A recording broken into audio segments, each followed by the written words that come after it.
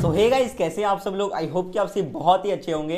तो गाइस, आज मैं बनाने वाला हूँ श्री राम जी का एक पेंटिंग जो कि होगा एक्रिलिक पेंटिंग, और उसको मैं बनाने वाला हूँ कैनवस के ऊपर। और गाइस, इस पेंटिंग को बनाने के साथ साथ मैं आपको सिखाने ही वाला हूँ कि कैसे आप पेंटिंग को ड्रॉ कर सकते हैं कैनवस के ऊपर।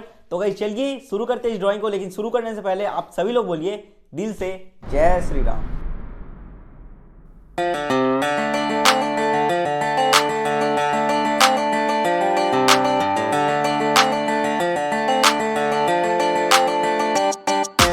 सो गाइज, मैंने पहले ही राम जी का आउटलाइन ड्रॉ करके रखा है, और अगर आपने आउटलाइन का वीडियो नहीं देखा है तो शॉर्ट्स वाले सेक्शन में जाके देख सकते हैं। और यहाँ पे जो मैं पेंटिंग के लिए कलर यूज़ करने वाला हूँ वो है कैमल के आर्टिस्ट एक्रिलिक कलर्स। तो इस पेंटिंग में जो भी हमारे कलर्स यूज़ होने वाले हैं उन सभी को मैं एक जुगाड़ू पैलेट में निकाल लूँगा, जो कि एक पेंसिल बॉक्स है। अब गाइज, हमारे कैनवस पे जो भी एक्स्ट्रा ग्रेफाइट रहेंगे उनको मैं एक इरेजर के हेल्प से इरेज कर लूँगा, और उसके बाद हम पेंटिंग करेंगे तो हमारे जो कलर्स होंगे वो काफ़ी ब्राइट दिखेंगे।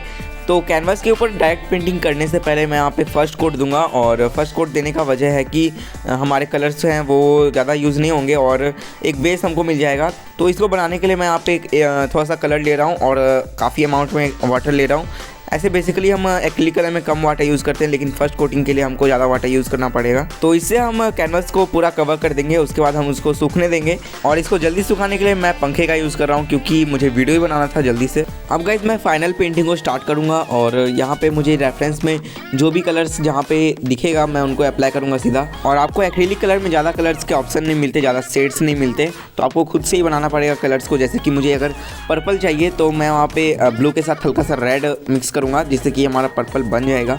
और आपको कलर थ्योरी जानना पड़ेगा अगर आप एक्रिलिक पेंटिंग को स्टार्ट करना चाहते हैं। तो अगर आपके पास सभी सेट्स के कलर्स अवेलेबल हैं तो उनसे भी आप कर सकते हैं, लेकिन आपको सीखने नहीं मिलेगा कि कैसे आप एक कलर से दूसरे कलर को मिक्स करके बना सकते हैं।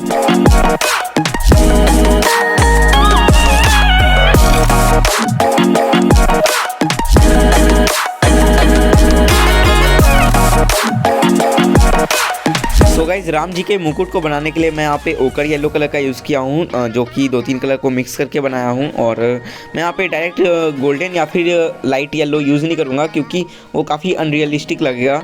और उसके बाद मैं थोड़ा सा और लाइट ओकर येलो कलर का यूज़ करूँगा, जिसमें मैं ज़्यादातर वाइट और लेमन येलो मिक्स किया हूँ।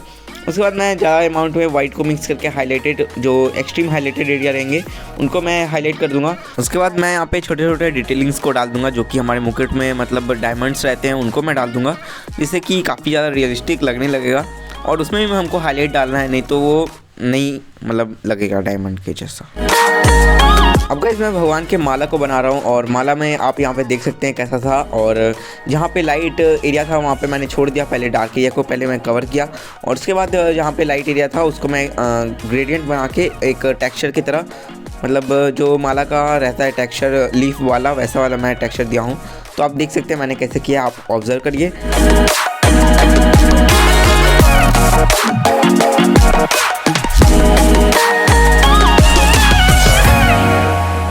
अब गाइज, मैं राम जी के पीछे एक सनातनी झंडा दूंगा, जो कि पूरे भगवे रंग का रहेगा। और इसको बनाने के बाद जो पेंटिंग था वो और भी ज़्यादा खूबसूरत लग रहा था। तो पेंटिंग जो है वो कंप्लीट हो चुका है, सिर्फ हमें ब्लैक बैकग्राउंड देना है। तो देखिए कैसा आउटकम आता है हमारा।